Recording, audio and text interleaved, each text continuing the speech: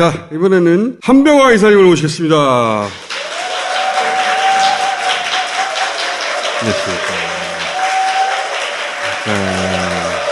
네, 안녕하세요. 다스베이다의 증권사 노조에서 왔다 간 적이 있는데 증권사 간부 온 건 최초입니다. 박수.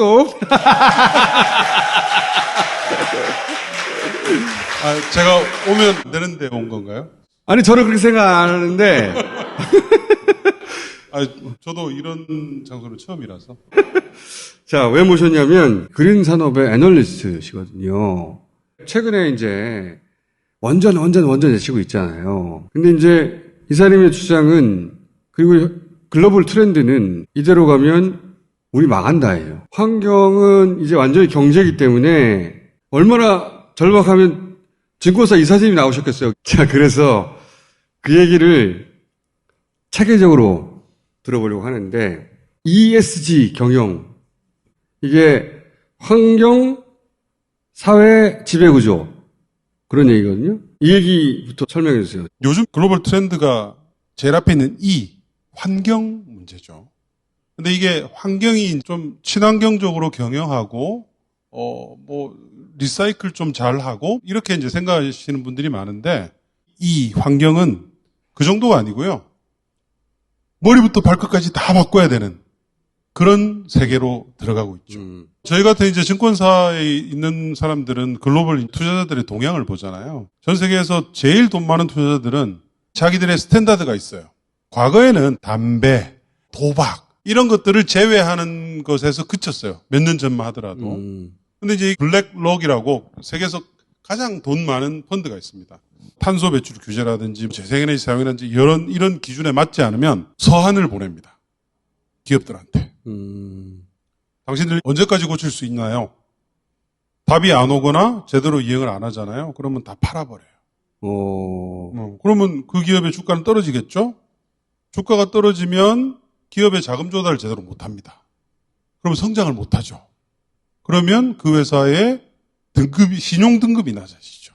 그렇게 해서 대출이 돼 나가는 거예요. 우리나라의 대표적인 게 한국전력. 이 한국전력에 대해서 많은 해외 큰 펀드들이 투자를 많이 했었죠. 독점이잖아요. 네. 투자를 굉장히 많이 했었는데 해외의 많은 펀드들이 계속 레터를 보냅니다. 당신들은 도대체 언제까지 탄소 배출을 얼만큼 줄일 수 있을 것이냐. 못 바꿨죠, 완전히. 지금 한전 어떻습니까? 올해 적자가 한전이 22조입니다. 일각에서는 원전 어쩌고 얘기를 하는데 그건 완전히 잘못된 얘기고요. 그렇죠. 그건 말도 안 되는 소리죠. 화석연료 가격이 폭등을 했잖아요. 기름, 천연가스, 석탄.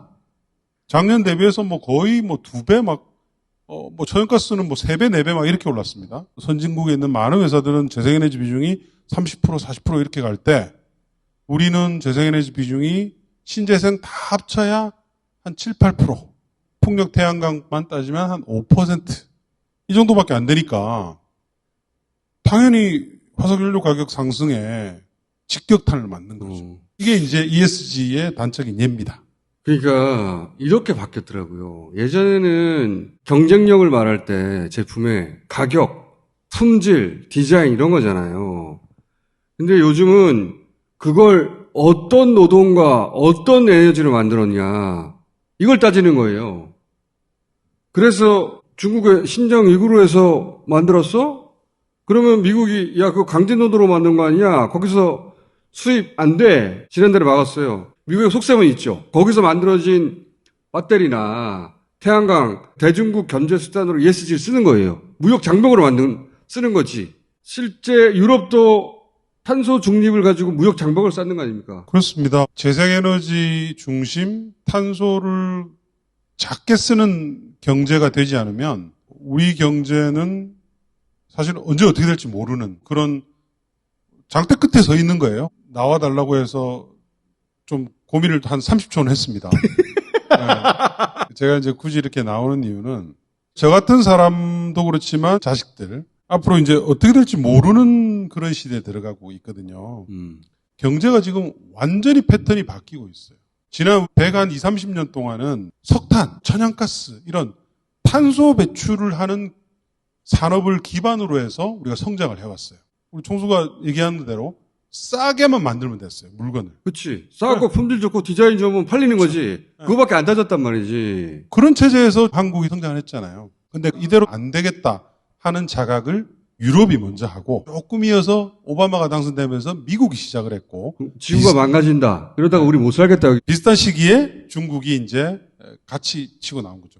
기득권 싸움이다. 왜냐하면 자기들은 이미 많이 성장한 국가들이잖아요. 그러니까 이게 장벽으로 쓰는 것 같아요, 지금. 네, 제조업이 다 이제 중국이나 아시아권으로 다 넘어와 버렸잖아요. 그러면 어떻게 해야 될까요? 깨끗한 물건을 만드는 거를 스탠다드로 삼으면 되겠죠. 마침 또 지구온난화 이슈가 기후위기가 과학적으로 검증이 됐죠. 정당성까지 갖추게 되니까 속도가 이제 굉장히 빨라지고 있는 겁니다. 그러니까 저도 그런 생각을 하는 게 선진국들이 가지고 있는 욕망이 있잖아요. 그게 과거에는 탐욕이라고 불렀는데 이제는 윤리적이까지 한 거야. 지구를 지키기 위해서 니네가 이 기준을 지켜줘야 돼 하면서 자기들은 막 앞서가고 그 정도 경제 수준에 도달하지 못한 나라는 이거 갖추기가 쉽지 않거든요. 이게 무역 장벽인데 윤리적인 거예요. 그 흐름에서 우리가 지금 빠져 있다는 거 아니에요, 지금. 문재인 정부까지는 그래도 그거 따라가려고 했어요. 허겁지겁. 늦었으니까 우리가. 근데 지금은 완전 하고 있잖아. 예를 들어 철강 생산할 때 거기서 탄소 배출량 얼마 있어? 그 보고서가 첨부되게 돼 있잖아요. 그거에 따라서 세금을 매긴다는 거거든요. 탄소 국경세 아리백은 우리 제조업들한테 아주 심각한 위협으로 다가오고 있고요. 우리 기업들이 문재인 정부 초기만 하더라도 아리백 얘기를 제가 그때도 많이 얘기를 했었는데 그거 뭐 나중 얘기인데 천천히 준비하지 뭐 이랬었거든요. 근데 2년 만에 21개 대기업이 아리백에 가입을 했어요. 글로벌 4위입니다. 대한민국의 습성이 나온 거죠. 빠른 DNA. 그만큼 이제 심각한 위협을 느끼고 있는 거죠. 바꾸지 않으면 자기들의 미래의 사업은 없다입니다. 예를 한번 들어볼까요? 현대차, 우리나라에 400만 대에서 500만 대에 생산할 수 있는 자동차 생산 설비가 있습니다. 근데 이게 앞으로는 다 전기차로 바뀌잖아요. 근데 최종 제품만 보는 게 아니라고 그랬잖아요. 전기차를 만들 때 굉장히 많은 에너지가 들어가죠. 근데 우리나라는 전부 더러운 전력으로 만들고 있죠. 그러면 어떻게 될까요? 야, 니네가 만든 전기차는 우리가 생각하는 탄소 기준보다 높아. 그럼 보조금 안 줄 거야. 이렇게 나오는 거죠. 그러면 수출 공장은 다 문 닫아야 되잖아요. 한 30%의 고용 인력이 나가 떨어집니다. 앞으로 탄소 중립의 시대에는 얼마 안 남았어요. 2035년 기준으로 그 이후로는 내연기관차를 팔지 않겠다는 게 글로벌 트렌드예요. 그 이후로부터 팔게 되면 탄소 중립을 못해요. 그러면 심각해지는 거죠. 자동차 산업만 봤을 때도 이대로 십몇 년 흘러가게 되면 수십만 명의 고용이 없어지게 되는 거예요. 아까 선진국의 전략이라고 말씀하셨는데 공감하는 게 최근에 그 프렌드 쇼어링이라고 친구들끼리 장사하자. 아리백도 마찬가지고 탄소세도 마찬가지고. 근데 우리나라에서 그 기준을 맞추려고 아무리 노력해도 재생에너지가 그만큼 비율이 안 되니까 대기업은 하고 싶어도 못하는 거 아니에요. 그러면 얘네가 어디로 가야 돼? 그거 가능한 나라로 옮겨야 돼요. 그러니까 이 프렌드 쇼어링이니 또는 아리백이니 또는 탄소세니 가해지는 압박이 야 니네 공장 그럼 미국에 와. 대기업은 거기 가야 살 수 있는 거야. 그렇게 만드는 압박이기도 하잖아요. 정확한 해석이십니다. 딱 그겁니다. 그러니까, 어머 나 똑똑하다. 박수 한번 치셔야 돼요. 완전 정답이십니다. 이 대전환의 시대가 제대로 흘러가기 위해서는 자기 걸 잃어버리면 안 됩니다. 최대한 지켜야 돼요. 고용 상실을 막아야 됩니다. 화석연료에서 재생에너지로 바뀌고 화석연료차에서 전기차로 바뀌고 모든 것들이 다 바뀌게 되고 앞으로 4차 산업혁명으로 고용은 점점 줄어듭니다. 사람이 별로 필요가 없는 시대가 되는 거죠. 내가 외국에서 사오던 거 우리나라에서 할 거야. 다 우리나라로 들어와. 내가 돈 줄게. 유럽, 미국 뭐 난리 났죠. 오늘 반도체 지원법 미국 상원에서 이제 통과가 거의 확정이 됐거든요. 전기차, 수소, 그린 산업들, 미래 산업들은 다 지금 유럽이나 미국으로 가고 있죠. 그러니까 네. 우리 고용도 사라지고 우리 내수도 사라지고 우리 공장도 사라지고 제조 강국으로서의 우리 위상도 사라지는 거예요. 그걸 환경으로 규제해서 그 기준을 만들어 버렸고 그게 실제 지구 운명하고 직결돼 있으니까 그게 또 선진국의 이익에 정확하게 부합하는 거예요. 근데 여기서 바로 떨어져 있는 거야, 우리가. 이 거대한 움직임에 제일 앞에 올라타야 되는데, 출발이 늦었으면, 우리 빨리빨리 할 수 있으니까, 나는 우리 10년만 하면 따라잡을 것 같은데, 우리 성격에, 이거를 무슨 일인지 모르는 양반들이 원전하고 있다고. 그러니까 말씀하신 거에 제가 답답한 말씀을 딱 맞게 하셨는데, 제가 그러니까 증권사 갈까요? 자리가 많습니다. 우리 능력이 안 되면 다른 방법을 찾아봐야 되겠죠. 근데 우리나라의 능력은 너무 탁월합니다. 과장하는 게 아니고요. 저는 이제 수십 년 동안 기업들을 본 사람이기 때문에 우리나라가 풍력 설치량이 작년에 67메가와트밖에 안 됐습니다.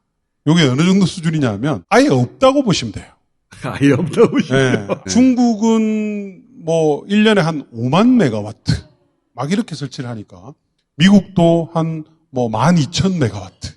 보통 잘 나가는 국가들은 거의 10,000메가와트 이상 설치를 합니다. 조금 못 나가는 국가도 몇천 메가와트는 하죠. 근데 우리는 작년에 67메가와트 됐으니까 아예 시장이 없는 나라예요. 근데 글로벌 풍력 부품회사 타워 1위 회사가 대한민국 업체입니다. 해상풍력 아시죠? 바다에 짓는 거. 해상풍력이 요즘 굉장히 핫하거든요. 바다 밑에 하보구조물이라는 게 있는데 이게 이제 굉장히 고부가 산업이에요. 왜냐면 한 30년을 그 거친 바다를 견뎌야 되죠. 여기서도 우리나라가 제일 잘합니다. 그리고 해상풍력 전력선으로 끌어당겨야 되죠. 근데 바다 밑에 들어가니까 고압을 견뎌야 됩니다. 해저 케이블이라고 하죠. 해저 케이블도 대한민국이 탑3입니다. 아, 기반 기술은 다 있어. 왜? 그러니까 뭐 풍력뿐만 아니고요. 태양광도 마찬가지고 수소도 마찬가지고 전기차는 뭐 여러분들 아시겠죠? 우리나라가 그린 산업에서 구현하지 못하는 기술이 있으시면 저한테 오시면 제가 스타벅스 사드리겠습니다.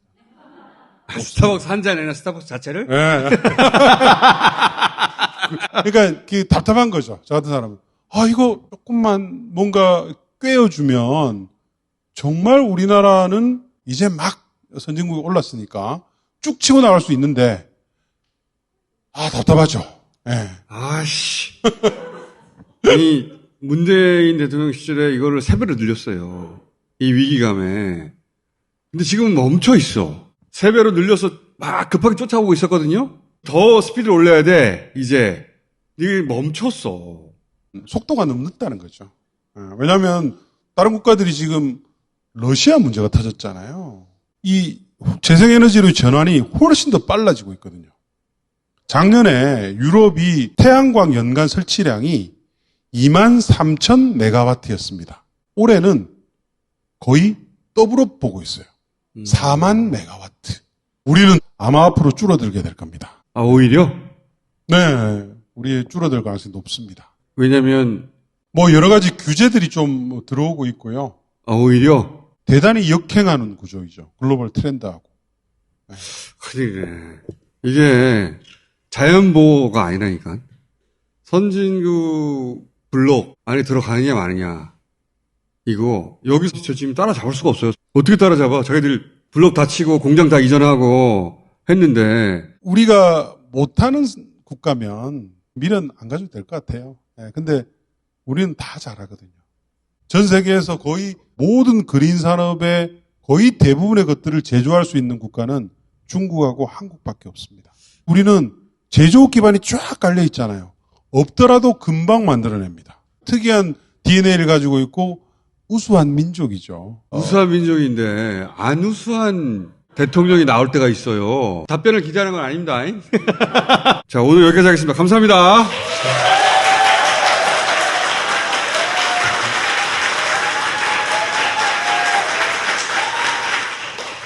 이게 알아야 돼. 알아야 요구할 수 있잖아요.